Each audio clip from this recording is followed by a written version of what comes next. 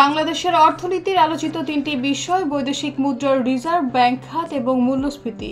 গত 100 দিনে এসব খাতে কি পরিবর্তন এসেছে, এসব তথ্য তুলে ধরা হয়েছে এই প্রতিবেদনে। বিগত কয়েক বছর ধরে বাংলাদেশের মানুষের কাছে হতাশা ও উদ্বেগের নাম অর্থনীতি। সেই হতাশা উদ্বেগ থেকে জন্ম নেওয়া ক্ষোভের বহিঃপ্রকাশ দেখা গিয়েছিল জুলাই-আগস্টের সরকার পতন আন্দোলনে।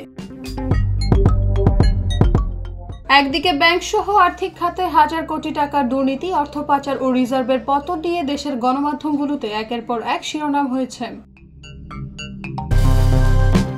অন্যদিকে দ্রব্যমূল্যের ঊর্ধ্বগতিতে মধ্য ও নিম্নবিত্তের মানুষের জীবনযাত্রা দিনে দিনে কঠিন হয়ে উঠেছে। এমন পরিস্থিতিতে আওয়ামী লীগ ক্ষমতাচ্যুত হওয়ার পর দায়িত্ব নেওয়া অন্তর্বর্তী সরকারের কাছে উত্তরাধিকার সূত্রেই বর্তায় অর্থনীতির সংকট।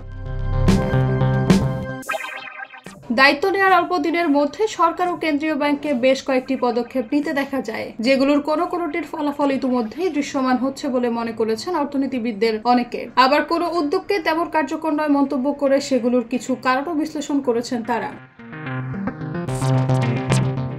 সরকার গঠনের 5 দিনের মাথায় বাংলাদেশ ব্যাংকের নতুন গভর্নর হিসেবে আহসান এইচ মনসুরকে নিয়োগ দেওয়া হয়। অর্থনীতি ও বাণিজ্য বিষয়ক ওয়েবসাইট ইনভেস্টোপিডিয়া অনুযায়ী কোন দেশের মূল্যস্ফীতি নিয়ন্ত্রণের দায়িত্ব সে দেশের কেন্দ্রীয় ব্যাংকের। তারা মুদ্রানীতি নির্ধারণের মধ্য দিয়ে সেটি করে থাকে।